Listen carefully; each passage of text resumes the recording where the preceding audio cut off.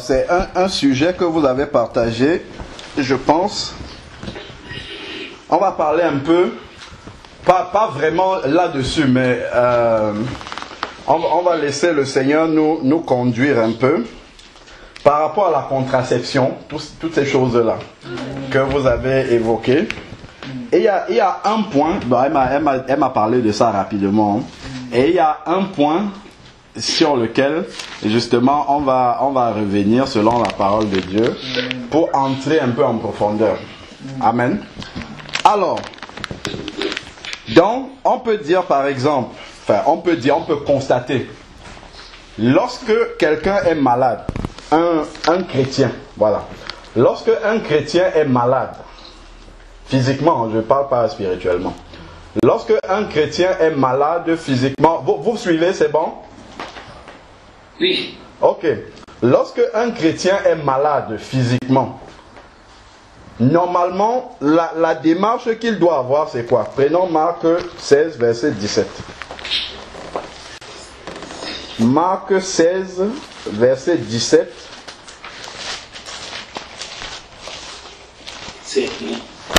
Voilà, ça c'est un passage que nous connaissons bien.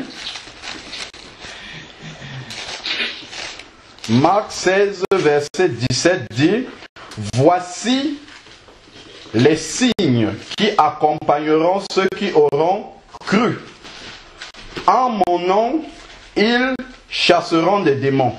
Ils parleront de nouvelles langues. Ils saisiront les serpents.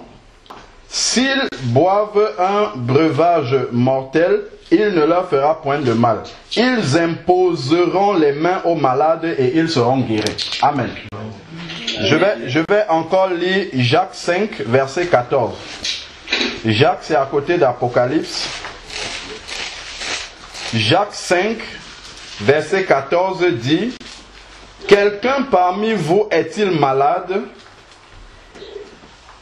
Qu'il appelle les anciens de l'Église et que ceux-ci prient pour lui en loignant d'huile au nom du Seigneur.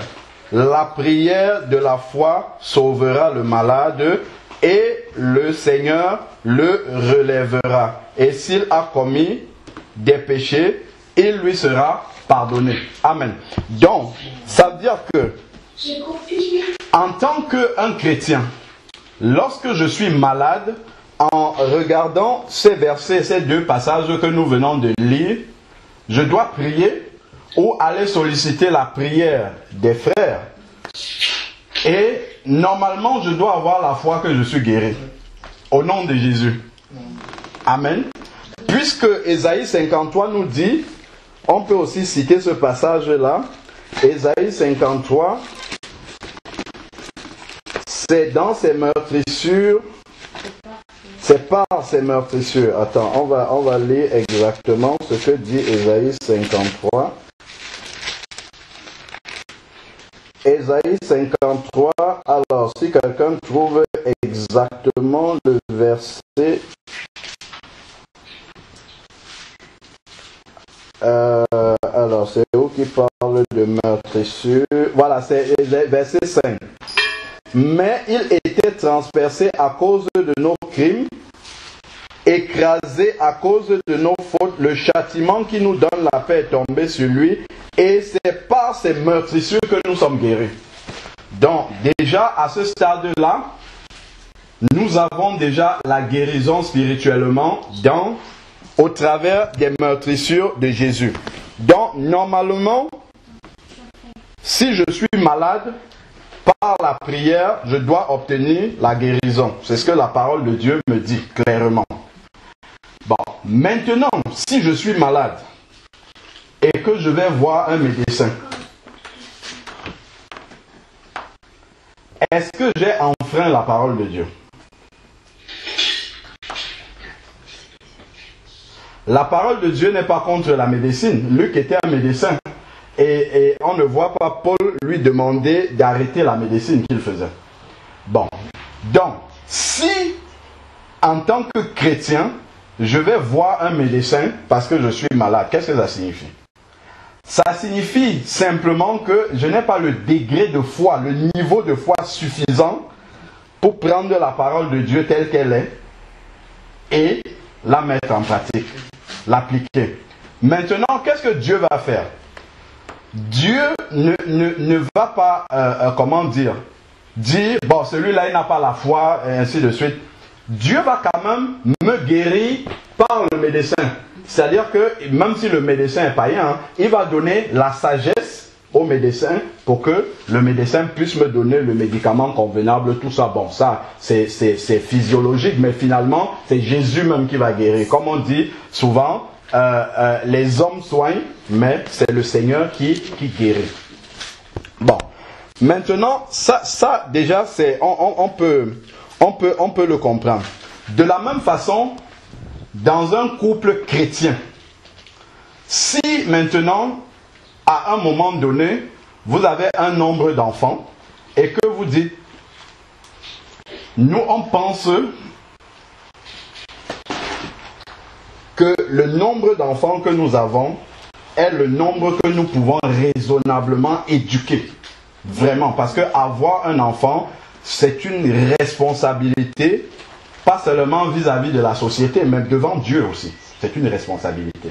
Nous devons véritablement nous occuper non seulement des besoins matériels des enfants, mais également des besoins spirituels de ces enfants. Comme nous dit Proverbe 22 au verset 6, que nous devons éduquer l'enfant suivant les voies du Seigneur. Quand il grandira, il ne s'en détournera pas. Donc, lorsque le Seigneur nous donne une progéniture, c'est justement pour que, bon, non seulement ça participe à la joie de la famille tous les jours, mais c'est aussi pour que nous en fassions un enfant de Dieu. Que nous le conduisons, que nous conduisons ces enfants-là, justement, dans les voies du Seigneur. Et il faut pouvoir le faire. Il faut arriver à le faire. Bon. Si maintenant on a un nombre d'enfants dont on pense raisonnablement, comme je disais, avoir la capacité de pouvoir suivre vraiment ces enfants-là à la fois dans leur éducation à l'école, ainsi de suite, les besoins matériels, physiques et tout ça, et également spirituels. Bon. Maintenant, il se pose une question qui est celle du nombre d'enfants. Bon, si on a beaucoup d'enfants maintenant, bien sûr, c'est Dieu qui donne les enfants. Amen. C'est Dieu qui donne, et quand il donne, on ne peut même pas refuser d'ailleurs. Bon, maintenant, si j'ai beaucoup d'enfants, est-ce que je peux m'en occuper raisonnablement? Est-ce que je peux véritablement prendre le temps nécessaire pour enseigner chaque enfant? Pour vérifier la conduite de chaque enfant. Quand on regarde nos enfants maintenant, ils vont dans les écoles, il faut écouter le langage qu'ils ramènent. Il y a beaucoup de choses qu'il faut surveiller, parce que ce que nous donnons comme éducation ici dehors, il y a le contraire qui arrive. Il y a des paroles, par exemple, qui sortent comme ça spontanément de la bouche de Raphaëlla souvent, et je lui dis, mais ça c'est un gros mot. Et elle dit non, c'est la maîtresse qui a dit. Ou c'est une responsable qui a dit. Parce que bon, forcément, il parle dans le milieu éducatif. Tout dépend d'où on vient. Donc, chacun parle selon le vocabulaire qu'il a. Donc, quand tu dis à l'enfant que ça, c'est pas bien de le dire, l'enfant dit c'est la maîtresse. Et tu dis non, en fait, on ne doit pas dire ça. L'enfant perd ses repères. L'enfant ne sait plus finalement où est-ce que il faut avoir les repères. Donc ça perd l'enfant. Donc d'où effectivement il faut avoir une vigilance. En tout cas, il faut vraiment avoir comment dire, cette sagesse-là de Dieu pour pouvoir s'occuper des enfants personnellement, un à un. Donc du coup, ça pose le problème du nombre d'enfants desquels on peut raisonnablement s'occuper. Je parle dans le siècle de maintenant. Donc, la question de la limitation de naissance est une question réelle, en fait. C'est pas une question on peut fuir et répondre simplement avec la parole de Dieu comme ça et laisser. Parce que après, maintenant, c'est une question de foi. Normalement, si nous avons la foi suffisante, étant donné comme le malade tout à l'heure, c'est pour ça que j'ai fait le parallèle. Comme le malade, qu'est-ce qu'on doit faire? Le couple se met devant le Seigneur et prie. Seigneur, voilà, nous on pense, selon nous, hein, parce que en fait ça c'est humain en fait de faire ça, que voilà le nombre d'enfants que tu nous as donné, nous pouvons raisonnablement nous occuper de ces enfants-là. Et tu nous as déjà bénis de ce qu'on puisse suivre ces enfants-là. Maintenant, à toi, que toutefois ta volonté s'applique. Mais voilà ce que nous, on pense. Donc, si vraiment c'est ta volonté, arrête à ce niveau-là. C'est une prière. Dieu connaît la faiblesse de notre don. C'est une prière raisonnable que le Seigneur peut écouter. Bon. Maintenant, de toutes les manières, nous soumettons à Dieu et Dieu répond. Dieu, il fait ce qu'il a prévu de faire dans tous les cas. Il va faire ce qu'il a envie de faire. Bon, maintenant, à partir du moment où on a fait cette prière-là et qu'on a déposé ça devant Dieu, qu'est-ce que ça veut dire? Ça veut dire que maintenant, nous devons avoir la foi dans cette prière-là. Il faudrait que tous les deux, que vous ayez la foi que cette prière-là qu'on vient de faire, Dieu va l'accomplir. C'est-à-dire que s'il y a un enfant qui vient en supplément, c'est la volonté de Dieu et il faut l'accepter. Il faut accepter ça de cette façon-là et se dire, Dieu va pouvoir pour qu'on ait tout ce qu'il faut pour suivre cet enfant. Ça, c'est la solution biblique idéale. Ça c'est vraiment comme celui qui est malade, qui entre directement dans la prière ou qui va voir les frères, une onction. Voilà, ça c'est la solution. Bon, maintenant, lorsque le couple n'a pas cette foi-là suffisante, comment on fait? Les hommes nous parlent de la contraception. Nous savons que tout cela, ça ne peut pas venir du Seigneur. Parce que, bon, déjà, comme je vais d'abord bien développer encore la solution biblique. La solution biblique qui est celle de prier et de demander au Seigneur de l'imiter lui-même en fonction de la capacité que nous avons.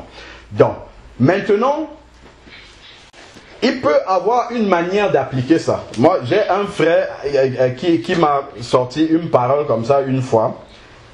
Mais ça aurait pu être une parole de foi. Mais ce n'était pas une parole de foi. C'était une parole d'irresponsabilité. C'était une parole irresponsable. Donc, il me dit, la parole de Dieu, c'est dans 1 Corinthiens 7.1. Le corps de la femme appartient à son mari, vice-versa, tout ça. Bon. Donc, il me dit, et il a raison, c'est la parole de Dieu. Il me dit, lorsque j'ai envie d'aller vers ma femme, elle ne doit pas me refuser. Bon, c'est biblique. C'est pas la question. Donc, il dit, je ne calcule pas le cycle de ma femme, rien du tout. Je vais, et puis, voilà. Et puis, c'est comme ça. Bon. Ça, c'est ce que lui dit. Normalement, ça, s'il a la foi, s'ils se sont assis tous les deux et qu'ils ont posé ça devant le Seigneur, il peut agir comme ça. Mais ça vient, c'est le résultat de sa foi en fait qui parle comme ça. Mais il se trouve que le frère, lui, c'est simplement parce qu'il a lu ce verset-là, il dit c'est comme ça. Mais sa femme n'est pas dans le même état d'esprit. Ils viennent d'avoir un enfant, je ne vais pas donner beaucoup de détails, qui à peine a peut-être 1 an, comme ça, et la femme est de nouveau enceinte. Bon. La femme, elle vit ça comme un drame. Normalement, l'enfant, c'est une bénédiction. C'est vraiment un bonheur. C'est-à-dire, quand l'enfant arrive dans un foyer, ça doit être une joie incommensurable. Mais la femme vient lui annoncer ça en pleurant. Vous voyez ce que ça peut faire? La parole de Dieu est là. La condition humaine aussi est là. Donc la femme, elle vient lui annoncer ça dans cet état d'esprit-là. Et le frère, pour lui, il sait que c'est la parole de Dieu. Que à tout moment, s'il a envie, il va vers sa femme, elle ne doit pas refuser, elle ne calcule pas le cycle, ainsi de suite. Bon, si on avait posé le problème devant le Seigneur selon la solution biblique, comme je suis en train de dire, ça veut dire que même le cycle, tout ça, effectivement, comme le frère dit, il n'y a même pas à calculer ça, c'est Dieu qui règle toutes ces choses-là. Donc ça veut dire que le Seigneur va régler que ce soit le cycle ou pas, il n'y a pas d'enfant. Donc le Seigneur a pris le contrôle, on lui a laissé ça entre ses mains. Mais le frère n'est pas dans cette disposition d'esprit. Lui, il le fait de façon complètement irresponsable, en fait. Lui, il a lu un verset, il dit j'applique ça comme ça. Et la sœur n'y est pas dans le même état d'esprit que lui. Donc là, ça pose un problème. Et si nous disons que nous sommes justement dans la foi, nous ne pouvons pas dire, ok, le Seigneur a dit allez multipliez-vous, je fais les enfants sans tenir compte des moyens que le Seigneur m'a déjà donnés. Si j'ai un nombre d'enfants qui fait en sorte que c'est l'État qui s'occupe de mes enfants, les services sociaux qui s'occupent de mes enfants par des allocations, je ne peux pas appeler ça la bénédiction du Seigneur. Pas du tout. Si c'est la société qui élève mes enfants, ce n'est pas la bénédiction du Seigneur. Parce que si le Seigneur béni va te donner des moyens qui ne reposent pas justement sur autrui, en fait, pour éduquer ces enfants-là. C'est pour ça que la question est vraiment très profonde. Maintenant, revenons à ce couple qui n'a pas la foi. Qui n'a pas la foi suffisante pour mettre en application la parole de Dieu. Nous savons que toutes les méthodes de contraception, prenons par exemple le préservatif. Ça, déjà, si je prends Genèse 2, Genèse 2, verset... Marianne, s'il te plaît, est-ce que tu peux allumer derrière toi? Genèse 2,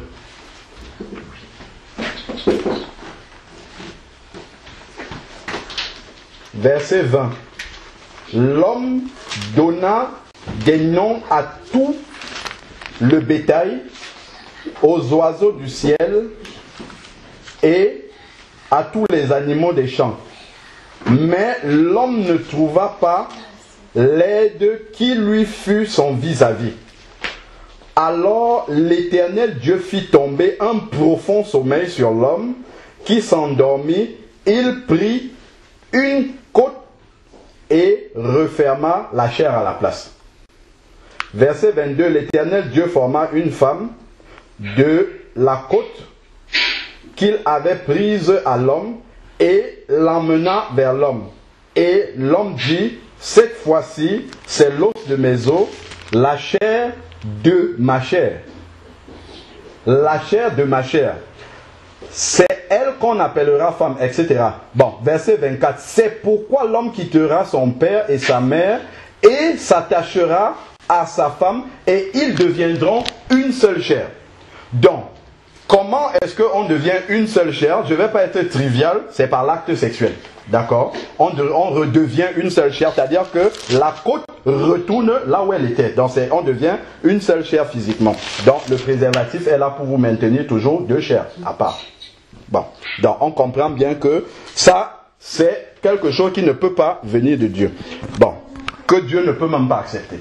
Bon, après maintenant, toutes les autres méthodes, stérilet, pilules, tout ça, ça modifie le corps humain.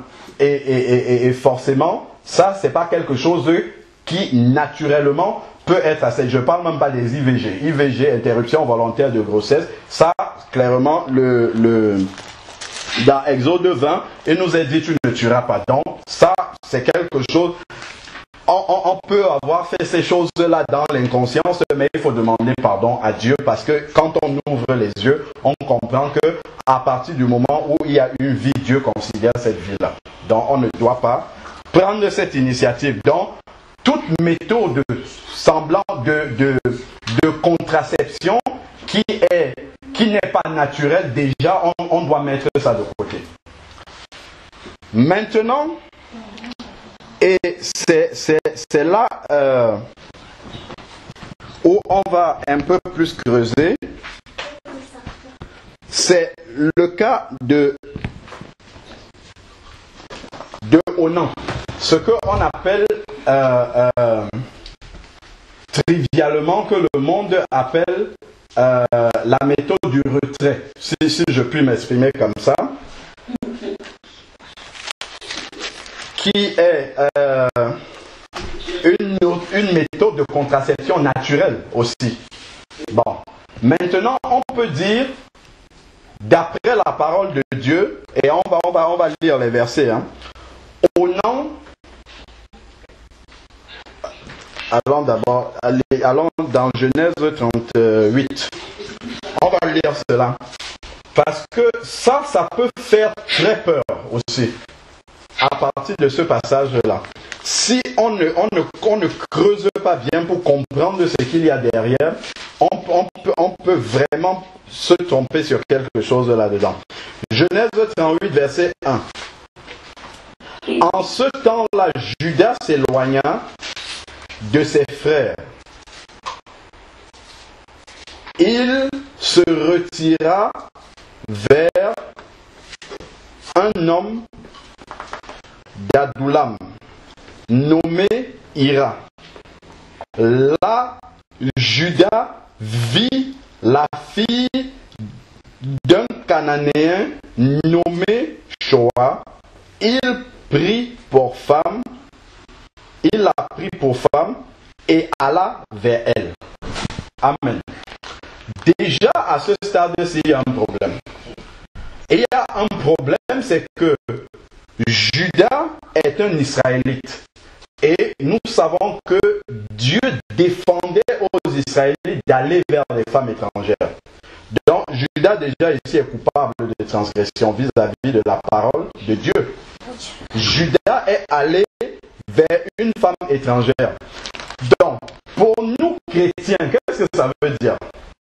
Ça nous ramène dans les versets de 1 Corinthiens 7, où le Seigneur dit, si on est chrétien, on doit se marier avec les chrétiens. Parce que justement, Dieu voulait se faire un peuple physique qui est le peuple d'Israël. Donc c'est pour ça qu'il ne fallait pas qu'il y ait des étrangers au milieu. Il voulait d'abord bâtir son peuple physique Israël qui serait un modèle pour lui. Et maintenant, au travers du peuple d'Israël, montrer à tous les peuples de la terre comment est-ce qu'ils doivent vivre sur le modèle d'Israël. Mais bon, comme Israël a désobéi, voilà. Donc c'est pour ça que Dieu ne voulait pas que le sang soit mélangé. Que les Israélites se mélangent avec les étrangers, avec tout le risque justement de ramener encore des doctrines mauvaises. Et ça, on peut voir cela avec Salomon. Salomon qui a épousé des femmes étrangères et qui finalement, en fait, qui finalement a commencé à adorer les dieux de ces femmes-là. Et ça, c'était une abomination devant le Seigneur, alors que nous voyons bien que Salomon a eu une gloire telle qu'aucun roi n'a jamais eu. Quand nous lisons les proverbes, nous lisons le Cantique des Cantiques, Ecclésiaste, c'est vraiment des lumières importantes de la parole de Dieu. Si nous lisons dans 1 Roi 11, verset 1, nous voyons comment, à cause justement de cette transgression-là, Salomon s'est éloigné de Dieu. 1 Roi 11, verset 1.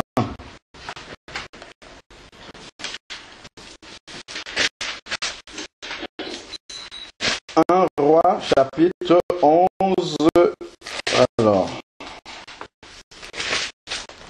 verset 1. Le roi Salomon aima beaucoup de femmes étrangères. Outre la fille de Pharaon, des Moabites, des Ammonites, des Édomites, des Sidoniennes, des Hittites, appartenant aux nations dont l'Éternel avait dit aux Israélites, vous n'irez pas vers elle. Donc, ici, là, comment on l'appelle? Judas, là-bas dans Genèse 38, était déjà en transgression. Donc déjà, le péché avait déjà commencé en haut. Par Judas, déjà. Donc il a désobéi à la parole du Seigneur. Donc le Seigneur avait dit clairement, vous n'irez pas vers elle. Et il avait dit, elles détourneront certainement vos cœurs vers leur Dieu. Ce fut à ces nations que s'attacha Salomon, entraîné par l'amour. Donc on comprend pourquoi le Seigneur nous dit, nous en tant que sœurs, en tant que frères, si nous nous marions, nous devons nous marier avec des chrétiens pour éviter ce type de tribulation. Si nous allons dans le verset 8, 1 Roi 11, verset 8,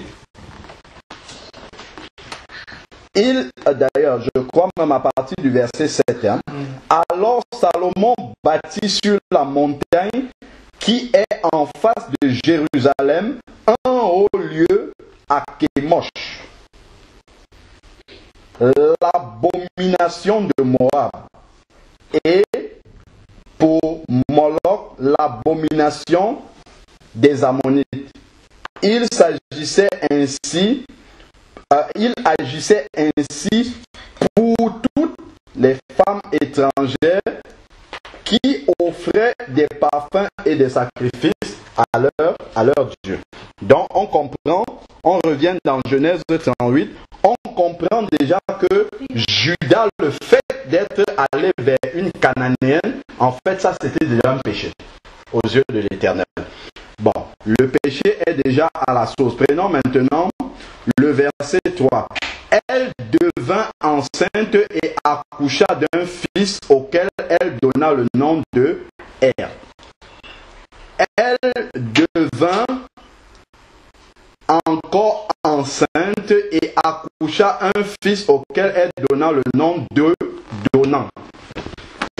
Une fois de plus, elle accoucha d'un fils auquel elle donna le nom de Shéla. Judas était à Kzib quand elle accoucha. Bon. Judas prit pour être son premier-né une femme du nom de Tamar, donc une Cananéenne. Être premier-né de Judas était mauvais aux yeux de l'Éternel. Il était mauvais foncièrement aux yeux de l'Éternel et l'Éternel le fit mourir. Amen. Verset 8 maintenant. Alors Judas dit à Onan, va vers la femme de ton frère, épouse-la comme beau-frère et suscite une descendance à ton frère. Ça c'est très très important. Et suscite une descendance à ton frère. Onan, sachant que cette descendance ne serait pas à lui, se souillait à terre lorsqu'il allait vers la femme de son frère, afin de ne pas donner de descendance à son frère. Ce qui faisait était mauvais aux yeux de l'Éternel, qui le fit mourir. Amen. Donc, la question qu'on peut se poser, est-ce que c'est l'acte de s'être souillé au sol qui fait en sorte que le Seigneur le punisse de mort? Ou est-ce que c'est le fait de n'avoir pas suscité, d'avoir refusé de susciter une descendance à son frère? Prenons d'abord, pour comprendre pourquoi Judas l'a envoyé vers la femme de son frère, prenons Deutéronome 25. du verset 5 au verset 10. Deutéronome 25, verset 5 au verset 10.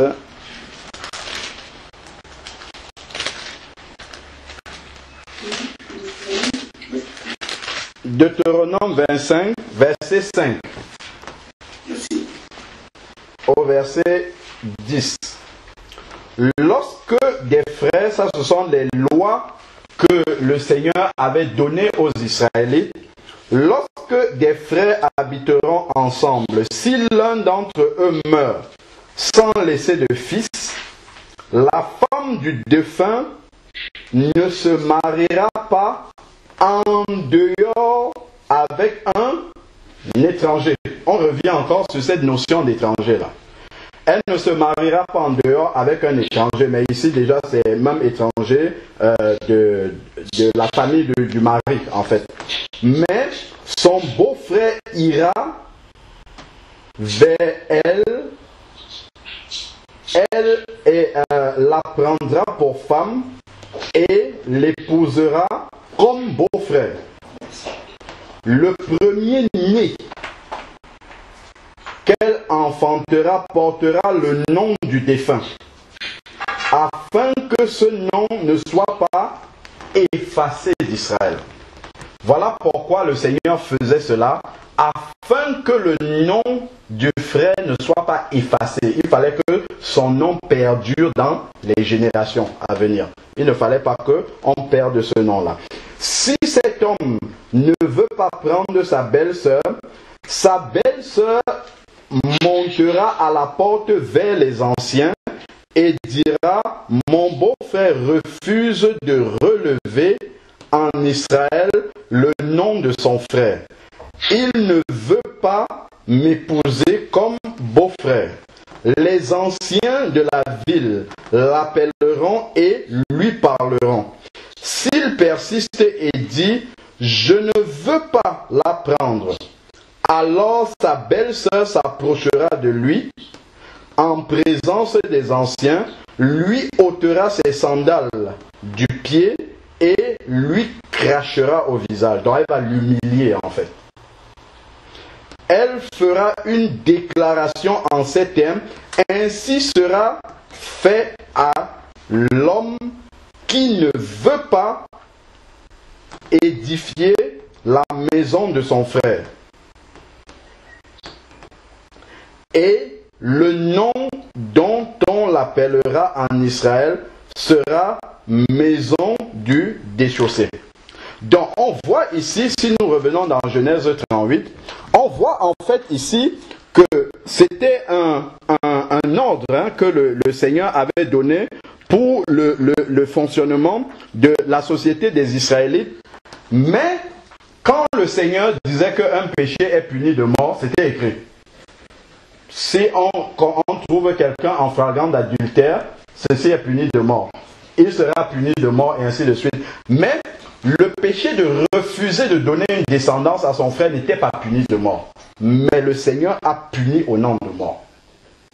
Est-ce que vous voyez ça?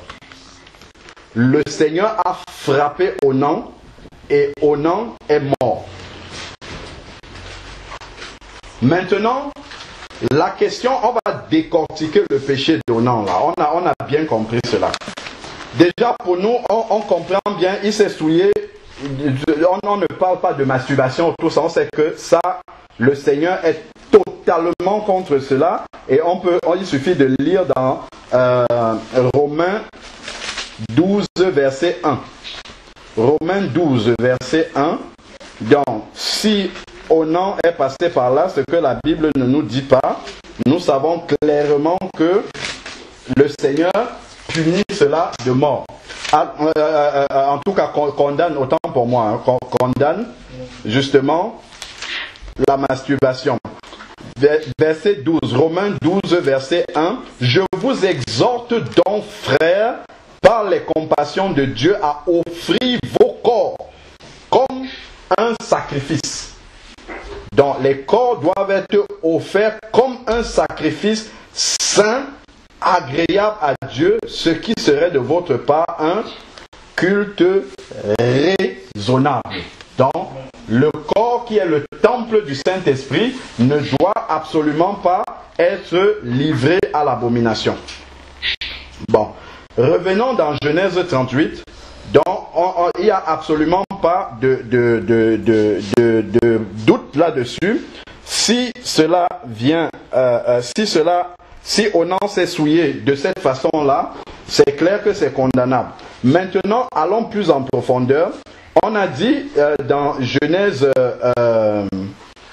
38, verset 6 et suivant, qu'en fait, il a refusé de donner une descendance à son frère.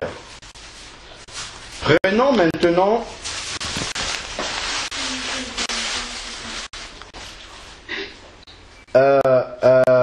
Matthieu 22 déjà.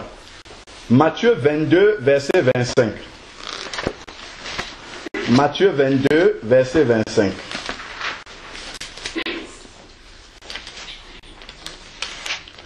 Matthieu 22, verset 25 dit: Or, il y avait parmi nous 7 frères.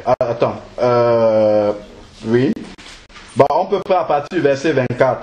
Maître, Moïse dit: si quelqu'un meurt sans enfant, son frère épousera la veuve et suscitera une descendance à son frère.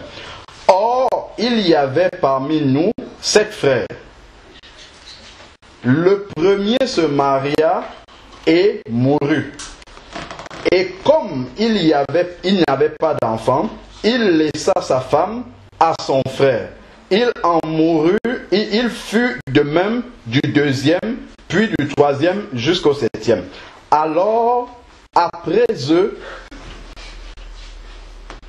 eux tous, la femme mourut. À la résurrection, duquel des 7 frères sera-t-elle donc la femme? Car tous l'ont eu. Jésus leur répondit: vous êtes dans l'erreur, parce que vous ne comprenez ni les Écritures, ni la puissance de Dieu, car à la résurrection, les hommes ne prendront pas de femmes, ni les femmes de Marie, mais ils seront comme des anges de Dieu dans le ciel. Pour ce qui est de la résurrection des morts, n'ayez pas... Bon, voilà. Donc, on comprend déjà ici que, en fait, cette loi-là que Dieu avait donnée aux Israélites avait un but, justement. Et même comme le Seigneur parle de la résurrection, nous, en tant qu'Église de Dieu, on comprend que ça ne peut pas vraiment s'adresser à nous. Parce que nous, dans la nouvelle alliance, et on va le voir, nous, c'est pas laisser un nom en fait, parce que les Israélites devaient laisser un nom. La descendance, c'était pour ça, il fallait laisser un nom. Est-ce que nous maintenant, dans la nouvelle alliance, on doit absolument laisser un nom? Donc, maintenant, nous sommes toujours en train de décortiquer le péché d'Onan. Allons dans Matthieu 1:1. Donc on comprend déjà au travers de ce passage-là qu'on a lu que cette disposition-là, Jésus déjà dit qu'à la résurrection, ça ne va pas avoir lieu. Si on prend Matthieu 1, verset 1, généalogie de Jésus, Christ, fils de David, fils d'Abraham. Abraham engendra Isaac, Isaac engendra Jacob, Jacob engendra Judas et ses frères. Jacob engendra Judas et ses frères. Judas engendra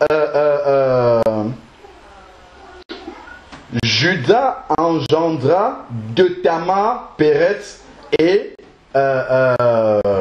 Zéra. Voilà.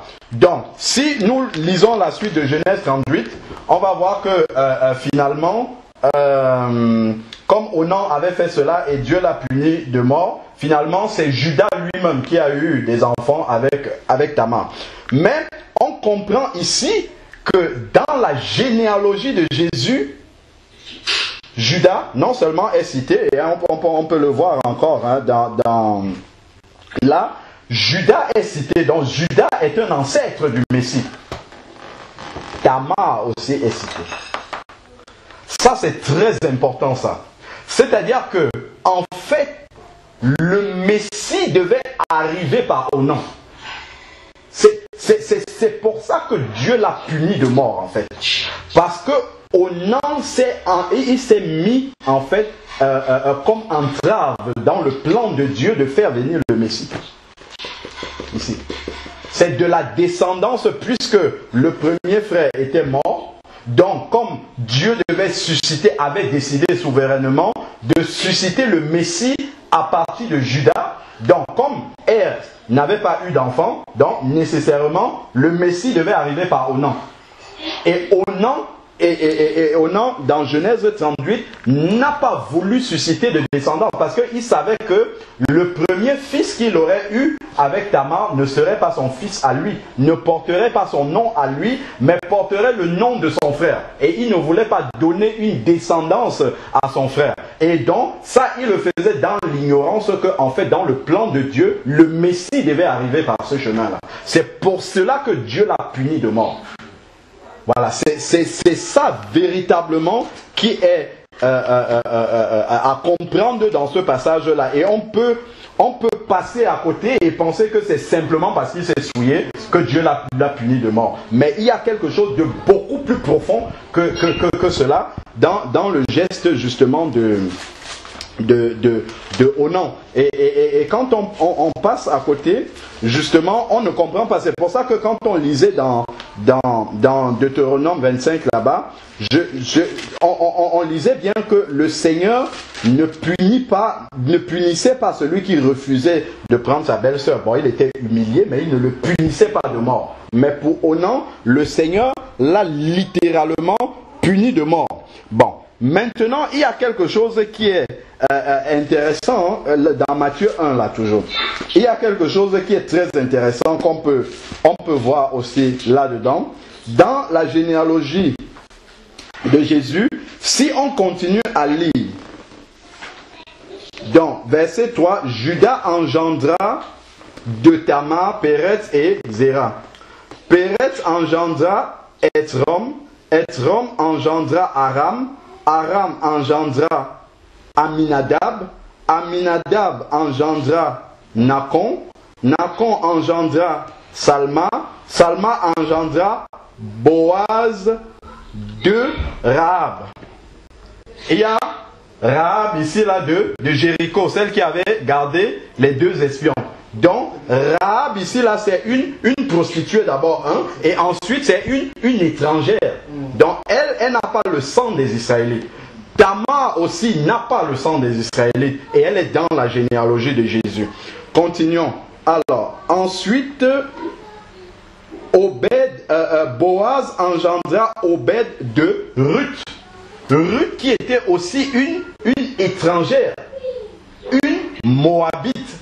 Et si nous connaissons bien, ça on peut le voir dans Genèse 19 au verset 30, lorsque Lot est sorti de Sodome et que Dieu a fait tomber la pluie de feu sur Sodome, il est allé habiter en montagne et là ses deux filles lui ont donné à boire la boisson, l'ont saoulé et elles sont allées vers lui parce que la grande a dit à la petite, ici là il n'y a pas d'homme, si nous restons comme ça nous n'aurons pas de descendance. Donc elles ont donné du vin à leur papa Lot et quand il était sous l'effet de l'alcool, la première est allée avec lui et c'est de là que Moab est né, donc d'une relation même incestueuse.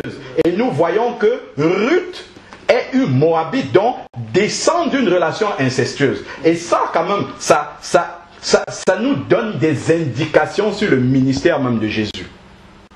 Il y a des étrangères dans la généalogie de Jésus. Il y a des personnes d'une mauvaise descendance, d'une mauvaise vie dans la généalogie de Jésus. Qu'est-ce que ça signifie? Ça signifie que le Messie ne venait pas seulement pour le salut des Israélites. Il venait pour l'humanité tout entière. C'est pour ça qu'on retrouve des étrangers. Mais ensuite, il venait pour les pécheurs. comme nous dit Luc 19, verset 10. Luc 19, verset 10.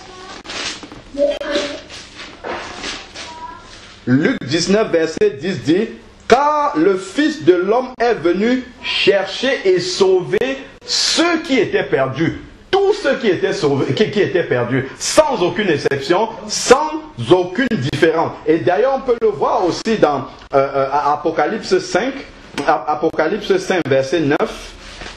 Apocalypse 5, verset 9 dit: il chantait un cantique nouveau en disant: tu es digne de recevoir le livre et d'en ouvrir les sceaux, car tu as été immolé et tu as racheté pour Dieu par ton sang des hommes de toute tribu, de toute langue, de tout peuple et de toute nation, et tu as fait d'eux un royaume et des sacrificateurs pour Dieu. Donc, déjà dans la généalogie de Jésus, on voit que justement, le Seigneur ne venait pas seulement pour les Israélites bien religieux, bien juifs, qui respectaient tout cela. Et ça, c'est important de pouvoir le mentionner.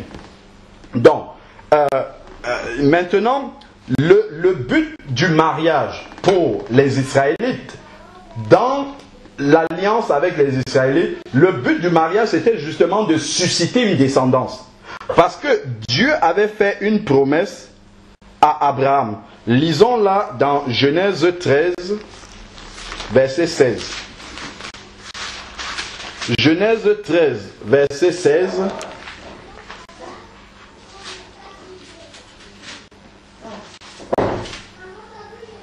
Si on prend même à partir du verset 14, l'Éternel dit à Abraham, son nom n'était pas encore changé en Abraham, après que Lot se fut séparé de lui, lève donc les yeux et de l'endroit où tu es, regarde vers le nord et le midi, vers l'est et l'ouest, car tout le pays que tu vois, je te le donnerai à toi et à ta descendance pour toujours. Je rendrai ta descendance comme la poussière de la terre, en sorte qu'on ne pourra pas plus, en sorte qu'on ne pourra pas plus la compter, qu'on ne peut compter la poussière de la terre. Donc Dieu avait promis, et ça on peut encore lire aussi les versets 16 et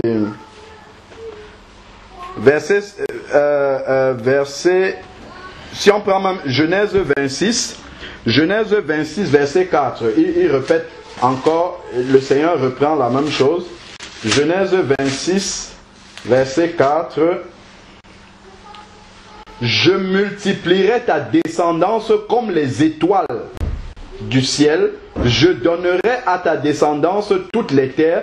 Toutes les nations de la terre se diront bénies en ta descendance. Amen. Donc, lorsque un Israélite se mariait, c'était justement pour accomplir cette promesse-là. Il fallait multiplier justement la descendance d'Abraham. Et le Seigneur a fait la même promesse, si on lit concernant Isaac au verset 24 du même chapitre là, Genèse 26, verset 24.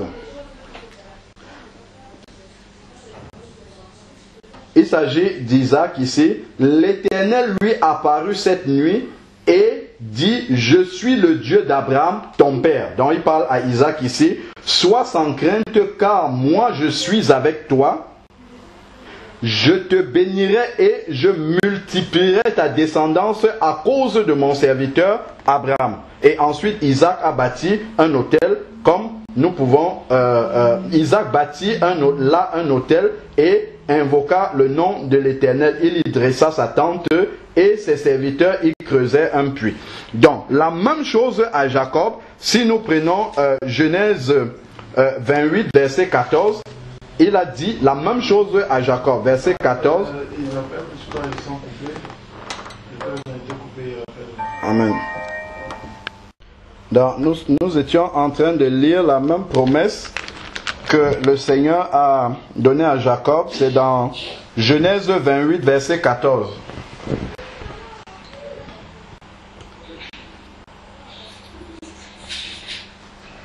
Si je commence au verset 13, « Or, l'Éternel se tenait au-dessus d'elle et dit, je suis l'Éternel, le Dieu d'Abraham, ton père, et le Dieu d'Isaac. La terre sur laquelle tu es couché, je te la donnerai à toi et à ta descendance. Ta descendance sera innombrable comme la poussière de la terre.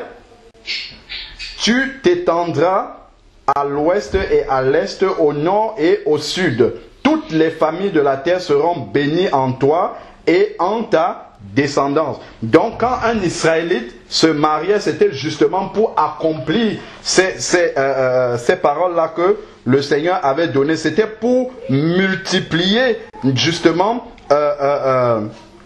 la postérité de Jacob, à savoir les Israélites, puisque après avoir lutté avec l'ange, le Seigneur a changé son nom, il s'appelait Jacob et le Seigneur l'a appelé Israël.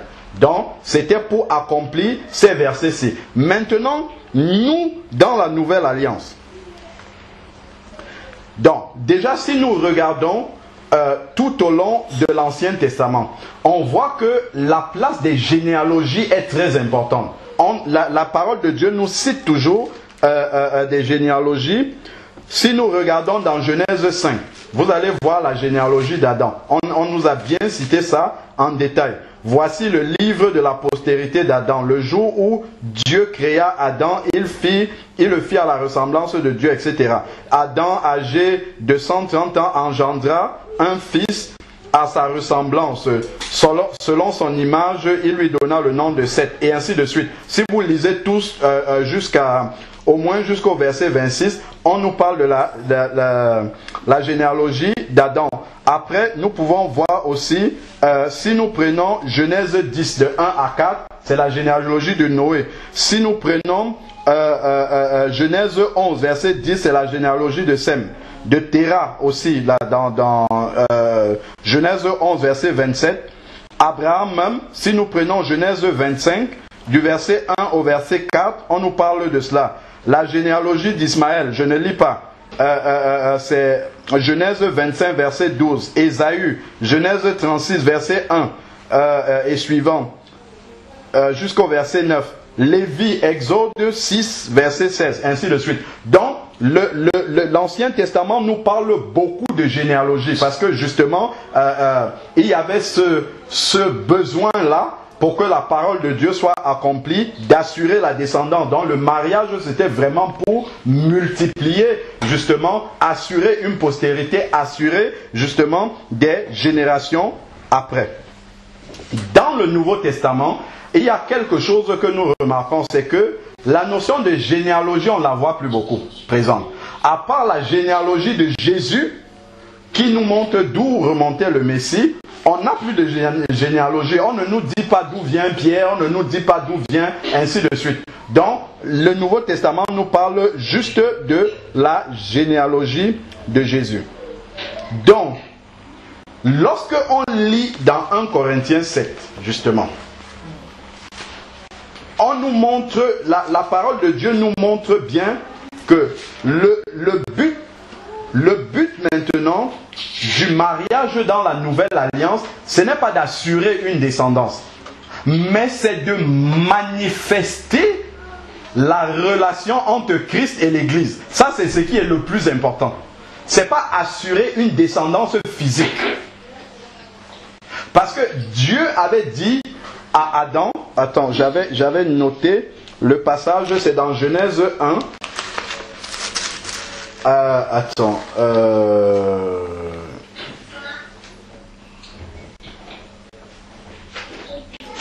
Voilà, Genèse 1, verset 28. On peut même prendre à partir du verset 26. Genèse 1, verset 26. Dieu dit, faisons l'homme à notre image, selon notre ressemblance, pour qu'il domine sur les poissons de la mer, sur les oiseaux du ciel, sur le bétail, sur toute la terre et sur tous les reptiles qui rampent sur la terre. Dieu créa l'homme à son image, il le créa à l'image de Dieu, homme et femme, il les créa. Dieu les bénit et Dieu dit, soyez féconds, multipliez-vous, remplissez la terre et soumettez-la. Dominez sur les poissons de la mer, sur les oiseaux du ciel et sur tout animal qui rampe sur la terre. Ça, c'est quelque chose que Dieu a dit au premier Adam. Ça, c'était à l'origine. Mais maintenant que nous sommes parvenus dans la nouvelle alliance, la nouvelle création de Dieu, et qu'il y a un nouveau Adam, qui est le dernier Adam, est-ce que c'est la même chose que le Seigneur nous dit? Si Dieu nous bénit, on n'est pas en train de dire que si Dieu nous bénit des enfants, ce n'est pas une bonne chose, c'est une très bonne chose. Mais regardons ce que le dernier Adam dit. Matthieu 28. Prenons Matthieu 28. Matthieu 28, verset 19.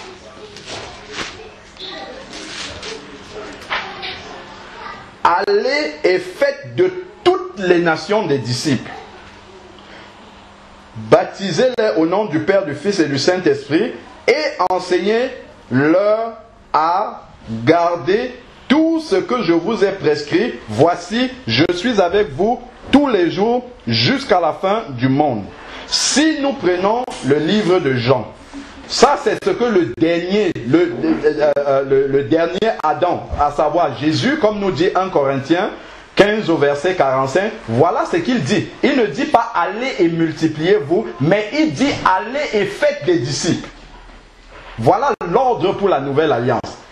Multiplier les disciples, ce n'est pas les hommes seulement qu'il faut multiplier en ayant une descendance physique charnelle. Non, c'est une multiplication spirituelle. Engendrer des enfants en Christ en fait. Engendrer des disciples, c'est ça qui est l'ordre pour la nouvelle alliance. Et ça, nous devons vraiment le savoir. Si nous prenons dans Jean 20 verset 21.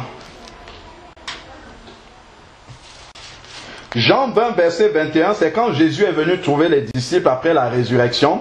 Jésus leur dit de nouveau, que la paix soit avec vous, comme le Père m'a envoyé, moi je vous envoie.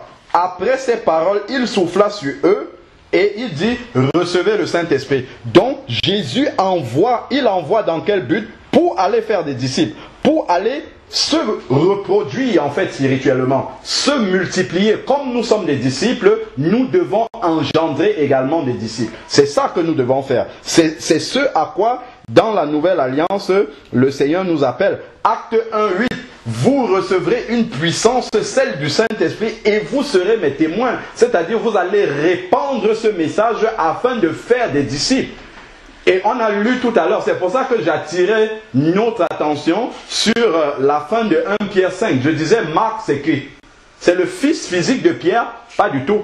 C'est son enfant spirituel.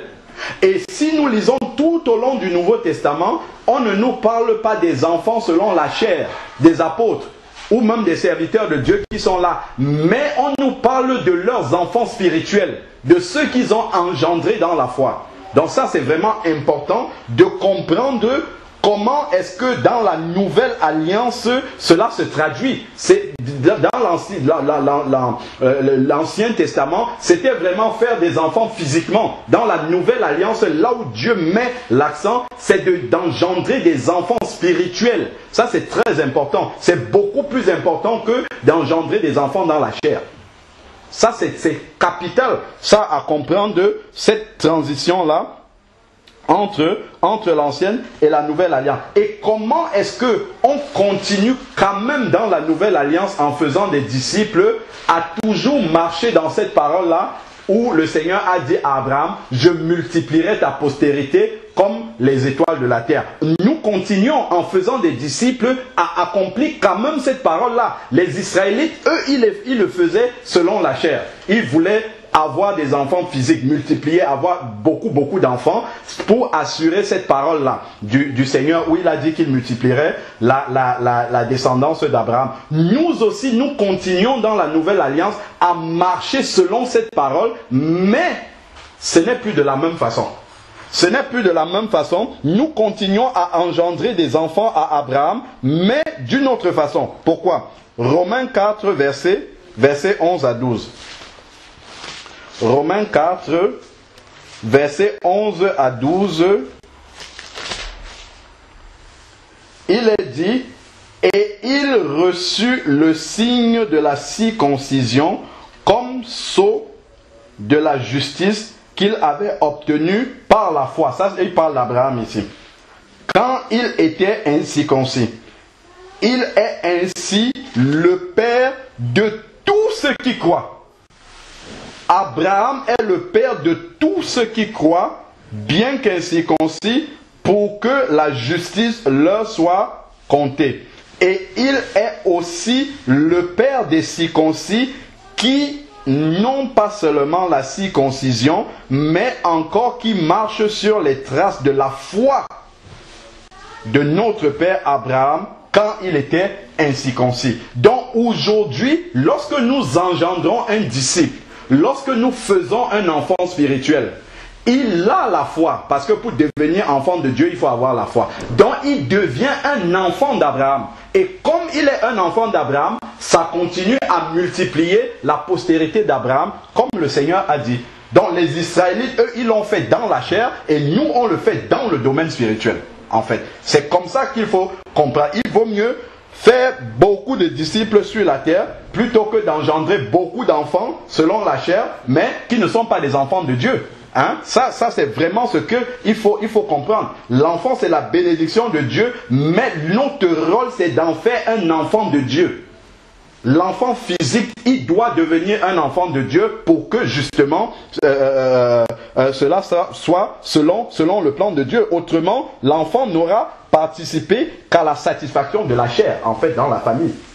Ça aura participé uniquement. Si vous faites un enfant qui n'est pas en Christ, qui finit sa vie sans être en Christ, en fait, ça n'aura participé qu'à la satisfaction, le bonheur charnel de la famille, alors que le Seigneur en Christ voit ça beaucoup plus loin, beaucoup plus loin. Si nous accouchons des enfants qui sont des évangélistes, des apôtres, tout ça, gloire à Dieu. Là, véritablement, on aura participé à ce à quoi le Seigneur nous attend. Si nous prenons Galates 3, par exemple. Galates 3. Galates chapitre 3.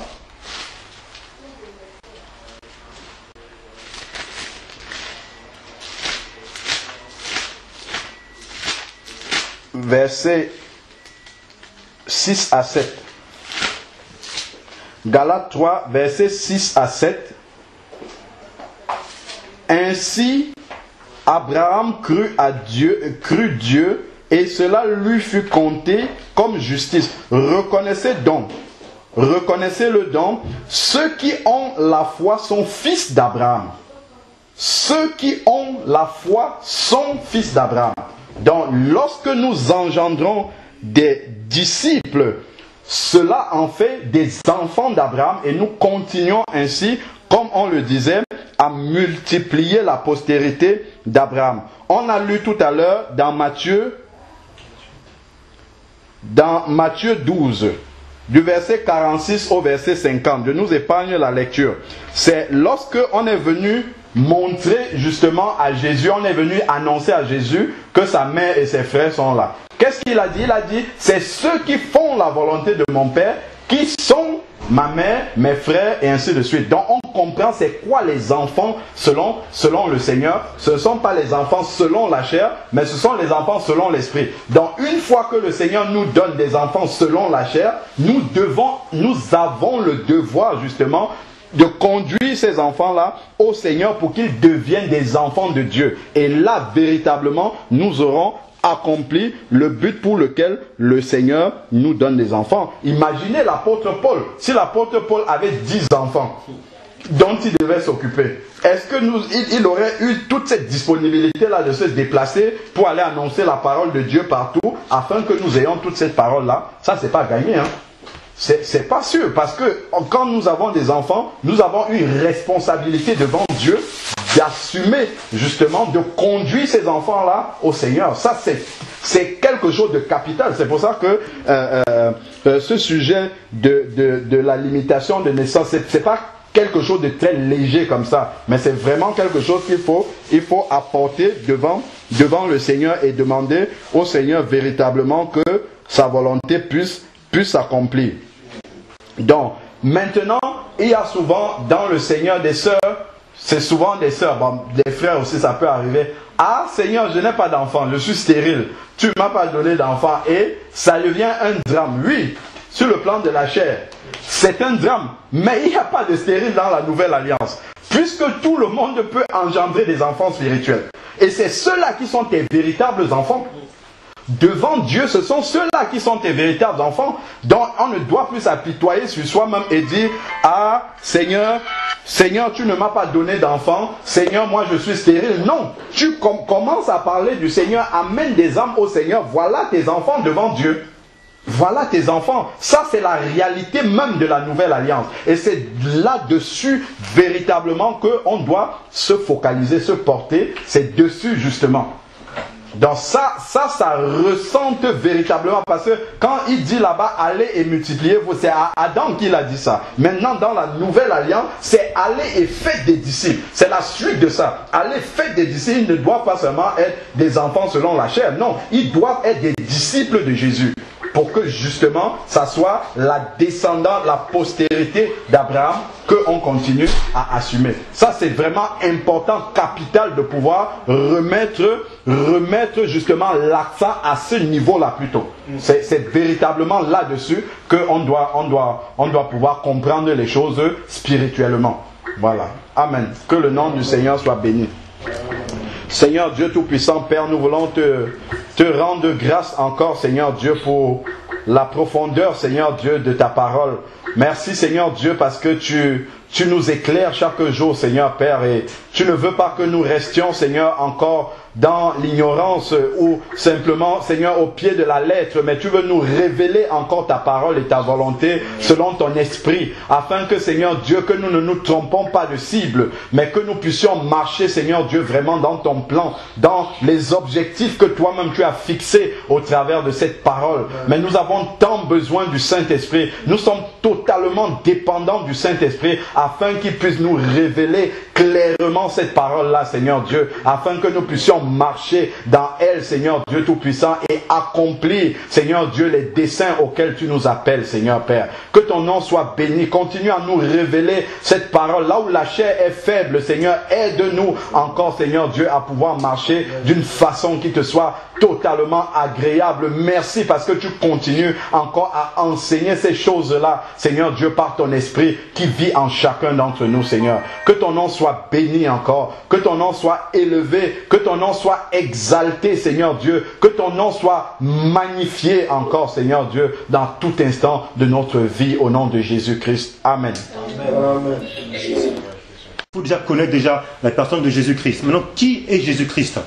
Et là, on va comprendre, je veux simplement mettre la base, en fait, parce que c'est parti par rapport à des sujets, hein. On parle de la contraception, on parle des choses un peu terrestres, des choses un peu où nous les frères, les sœurs, sont les questions qu'on pose, qu'on veut savoir, mais la parole répond à toutes choses. Amen.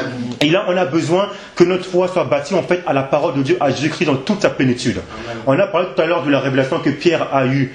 Pierre a dit que tu es Jésus-Christ, virgule, fils de Dieu. Parole faite chair, fils de Dieu. Je m'explique. Aujourd'hui, dans le corps de Christ, on prêche sur Jésus. On prêche, d'autres personnes prêchent sur...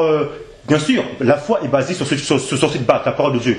D'autres personnes prêchent sur Jésus-Christ, Jésus, fils de Dieu, Jésus-Christ, dans toute sa plénitude. Je vais venir sur un sujet qui est très important. On va prendre Romains. Romains chapitre 1. Chapitre 1, versets 1 à 7. Là, en fait, ça va nous parler, en fait, de la double nature de Jésus. 100% homme, 100% Dieu. Jésus-Christ, Fils de Dieu. Aujourd'hui, on doit enseigner sur sa personne, et surtout là, le temps auquel on est, son retour imminent. Parce que bien souvent, on se réunit ensemble sur l'évangile, sur Jésus, et on a perdu en fait l'homme. Parce que pour être un disciple, en fait, un disciple, c'est un homme. On voit que dans Paul dit à Timothée, au titre là, il dit que celui qui garde en fait le corps de Christ, il doit bien gérer sa maison, les enfants, il y a un bon témoignage, et Timothée qui lui aussi à un moment donné avait des problèmes d'estomac, qui buvait que de l'eau. Paul dit à Timothée, bois un peu de vin, au niveau de son problème d'estomac. Et on voit aussi, à Milet, Paul a laissé quelqu'un malade à Milet. Je passe vite, je vais juste appuyer simplement sur ce que le frère disait, mais moi je vais aller sur le sujet de Jésus-Christ. Je m'explique. On a besoin en fait d'enseigner sur tout sur Jésus. Jésus, homme, 100% homme, 100% Dieu.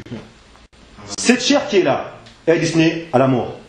Mais nous, quand on a reçu la grâce de Jésus-Christ, cette chair ne nous contrôle plus. Mais elle est toujours là. Mais elle ne nous contrôle plus.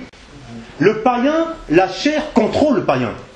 Quand il a envie de faire des choses, il est tellement pris par ses convoitises, donc la chair le contrôle.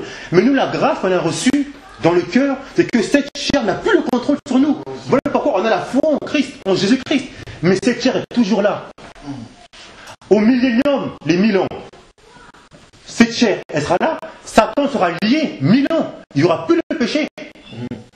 Après les 1000 ans, maintenant, là, le corps glorieux sera là. Mais il y aura des gens qui seront là, Satan sera lié, mais ils auront ce corps sans commettre de péché. Parole faite chair. Je m'explique. Là, Paul, il écrit aux Rome, ceux qui étaient au Rome. Paul, il insiste, la première lettre de Paul. Oui. Paul, il dit, je vais lire chapitre 1, versets 1 à 7. Paul, serviteur de Jésus-Christ, appelé à être apôtre, mis à part pour annoncer l'évangile de Dieu, qui avait été promis auparavant de la part de Dieu par ses prophètes dans les saintes écritures, et qui concerne son fils, né de la postérité de David, selon la chair, et déclaré fils de Dieu avec puissance, selon l'esprit de sainteté, par sa résurrection d'entre les morts. Jésus-Christ notre Seigneur, par qui nous avons reçu la grâce et l'apostolat, pour amener en son nom à l'obéissance de la foi tous les païens, parmi lesquels vous êtes aussi, vous qui avez été appelés par Jésus-Christ. À tous ceux qui à Rome sont bien aimés de Dieu, appelés à être saints, que la grâce et la paix vous soient données de la part de Dieu notre Père et du Seigneur Jésus-Christ. Amen. Amen. Paul, il écrit aux épîtres aux Romains, c'était des gens qui avaient des divinités, des cultes des divinités. Et Paul, il commence sa lettre. Il dit que nous devons enseigner sur Jésus-Christ dans toute sa plénitude. Et il parle, d'abord, il dit que, je vais relire le verset 2, qui avait été promis auparavant de la part de Dieu par ses prophètes dans les Saintes Écritures et qui concerne son fils. On doit enseigner d'abord qui concerne son fils, né de la postérité de David selon la chair et déclaré fils de Dieu avec puissance selon l'esprit de la sainteté par sa résurrection d'entre les morts. Jésus-Christ notre Seigneur, par qui nous avons reçu la grâce et l'apostolat. Paul dit qu'on doit enseigner sur Jésus-Christ, donc parole faite chair. Il dit là Jésus-Christ selon la chair, selon la postérité de David. Et ensuite il dit Jésus-Christ dans fils de Dieu. Donc Paul il dit bien, on doit enseigner en fait, on revient en fait dans la révélation que Pierre a eue, Jésus-Christ, parole faite chair et fils de Dieu. Parce que beaucoup de chrétiens aujourd'hui sont là, on prêche Christ, oui, mais il ne faut pas oublier que Christ est venu nous sauver homme, fils de l'homme. Donc comment dire, il était charpentier. Il a pleuré, Jésus homme a pleuré, il était fatigué, homme. D'accord? Mais il n'a commis aucun péché. Aucun péché. Et maintenant, nous qui avons l'incapacité de cette chair-là, pouvoir marcher dans l'obéissance, dans le gouvernement de Dieu, Jésus nous donne justement cette capacité maintenant. Lui, il a pris toutes ces choses-là qu'on n'arrivait pas et il nous a donné ce corps glorieux. Et maintenant, le rôle du ministère, c'est d'enseigner sur, là Paul vient dire, il dit d'enseigner concernant son fils, né de la postérité de David selon la chair. Jésus-Christ, parole faite chair. Et ensuite est déclaré fils de Dieu. Vous voyez, Jésus-Christ, parole faite chair, fils de Dieu. Et le ministère doit enseigner sur Jésus, né de la postérité de David, selon la chair, est déclaré fils de Dieu. Aujourd'hui, si par exemple, on enseigne sur fils de Dieu, on va perdre le côté homme, le côté chair, 100% homme. Beaucoup de chrétiens sont là, mais ils ont perdu l'éducation. Oui, on est là, on prête Jésus, mais on n'est plus des hommes, on a perdu l'éducation, on est même pire que les païens. On se croit Dieu, on est pire que les païens. Les païens même les païens peuvent nous instruire. Et ça, nous, on a perdu. Romains chapitre 1, verset 1 à 7. Donc, Paul a remis à l'ordre les gens de Rome qui avaient des divinités. On est des hommes. L'homme quittera son père et sa mère pour se cacher à sa femme. C'est un homme. Et un homme, justement, c'est aussi un disciple. On travaille, hein, on est des hommes. Bonjour monsieur, bonjour madame, comment allez-vous? Et le chrétien, quand il rentre dans une réalité, dans le culte, il a perdu toutes ces choses. Il est tellement trop spirituel qu'il a perdu qu'il est un homme. Jésus-Christ, fils de l'homme. C'est le fils de l'homme. D'ailleurs, il va venir se manifester en tant que fils de l'homme. Jésus-Christ ne va pas sauver des animaux. Des hommes, fait fils de l'homme. L'éducation, on a perdu l'éducation. On va dehors, on voit des gens de dehors, des païens. On se croit trop spirituel. Voilà. Bonjour monsieur, comment allez-vous? On va chez nous, on se range, c'est le bordel, n'importe quoi. On est trop spirituel, Dieu connaît, ça c'est la chair, c'est faux. Et c'est ça qu'on a perdu en fait. Et Paul il insiste bien. Paul il dit on doit enseigner sur la double nature de Jésus-Christ. Homme, 100% homme, 100% Dieu. Cette chair, bien souvent on s'est dit que cette chair qu'on a là, oui, cette chair, on peut dire qu'on peut être convoité par chose, mais nous chrétiens, on est en Christ maintenant. C'est-à-dire que maintenant cette chair ne nous contrôle plus. On peut faire des choses agréables, bon, rappelez-vous de la volonté bon, que les païens font, mais sont avec l'esprit. Mais nous, quand on a l'esprit maintenant, on peut maintenant faire ces choses. Et c'est-à-dire qu'on voit que le bien, en fait les vertus, la moralité. Et c'est ça, et justement, moi je reviens maintenant qu'on doit enseigner en fait sur Jésus-Christ, parole faite chair. Paul le dit bien, on relit encore ce verset, il dit que qui avait été promis, verset 1, Paul, serviteur de Jésus-Christ, appelé à être apôtre, mis à part pour annoncer l'évangile de Dieu, qui avait été promis auparavant de la part de Dieu par ses prophètes dans les saintes écritures et qui concerne son fils, né de la postérité de David, selon la chair. 1. Jésus-Christ, parole faite chair, et est déclaré fils de Dieu. 2. Avec puissance selon l'esprit de sainteté par sa résurrection d'entre les morts. Voyez? Et bien souvent, on est là, c'est vrai qu'on pense que Jésus-Christ est fils de Dieu, oui, mais il faut aussi enseigner que Jésus-Christ parole faite chair, selon la chair. Ça c'est important, il faut qu'on revienne, on est là, on est dans un monde, il faut qu'on mange, on est fatigué, on doit aussi s'éduquer, voir les gens de l'extérieur, bonjour madame, bonjour monsieur, on va au travail, ça c'est un homme. Ça c'est un homme. Jésus l'a fait, il était charpentier. Il travaillait, il faisait comme tout le monde, il dormait, il s'est levé, c'était un homme. Et ça c'est un modèle, un exemple, sans commettre le péché. Et ça les chrétiens sont devenus trop religieux, trop spirituels, ça on l'a perdu. On l'a perdu ça. Et la parole nous enseigne sur toutes ces choses. Et ça on doit l'enseigner. Regardez tous les épîtres que Paul a écrits. Est-ce que Paul s'est présenté autant qu'apôtre, autant que grand archibishop? Non. On lit Romains. Regardez, chapitre 1. On commence par quoi? On lit Paul, virgule, serviteur de Jésus-Christ. Voyez-vous, Paul, il vient en tant que moi, Paul. Paul, c'est un homme. C'est un homme, c'est pas un ange qui vient de loin, oui Paul, non, c'était un homme. Il vient Paul, virgule, serviteur de Jésus-Christ. Donc il se présente en tant qu'homme. Ensuite, maintenant, il se présente en tant qu'apostolat, serviteur de Jésus-Christ. Tous les épîtres, on prend maintenant quoi encore? Allez, on prend Corinthiens. 1 Corinthiens. Verset 1. Il commence par quoi? Il commence par apôtre, archibishop. Verset 1, il commence par Paul. Vous voyez? Le moi, Paul. Oui, parce que le moi, mais ce moi-là a été brisé à la croix. Et on voit tout ce qu'il écrit. Donc il commence par Paul. Ensuite, appelé à être apôtre de Jésus-Christ. Tous ces écrits, Pierre pareil, Jacques pareil, on prend Jacques.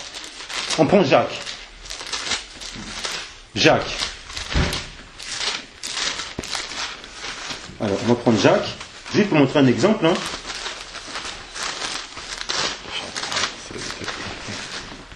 Tu peux le lire?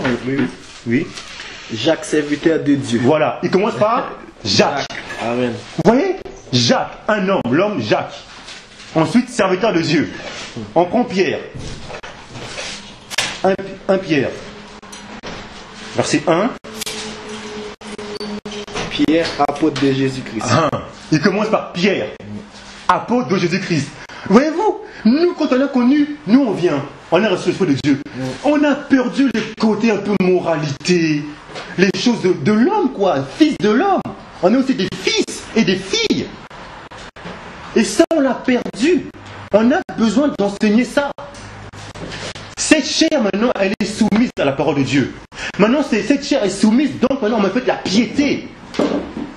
La piété. Et c'est ça que Dieu nous donne gratuitement. Dans le travail, dans toutes ces choses, c'est merveille. C'est bonté. Et c'est ça qu'il faut qu'on enseigne. Et si on enseigne Jésus-Christ, parole faite chair, là maintenant, toutes ces choses, les questions là, au niveau de l'homme, tout ça, on aura la réponse. Moi, je ne fais que poser le fondement, simplement. Que la parole nous enseigne sur toutes ces choses, la parole. Toutes ces choses. Enseignons sur Jésus-Christ, parole faite chair, et Jésus-Christ, Jésus homme, Christ, Messie. 100% homme, fils de Dieu, 100% Dieu. Et ça, c'est dans la plénitude de Jésus-Christ. Et ça, on doit l'enseigner. Paul s'est montré comme Paul, Pierre comme Paul, ensuite apôtre. Donc c'est pour dire simplement que quand on revient dans Romains, enseigner sur Jésus, donc même quand on lit, même dans on va lire par exemple, je vais prendre un exemple. Philippiens par exemple. Philippiens. Je vais prendre Philippiens. C'est juste pour montrer que un disciple c'est un homme. Un homme. Parce que sinon nous devenons trop spirituels, trop religieux. Jésus a travaillé. Il a travaillé. Alors Philippiens. Voilà, donc si on prend Philippiens, Philippiens en parle aussi. Alors, peut-être on peut prendre Colossiens. Excusez-moi, Colossiens. Philippiens en parle, Colossiens. Juste après. Ouais, c'est ça, juste après. Voilà. On va prendre Colossiens, chapitre 3, versets 18 à 25. Je vais le lire.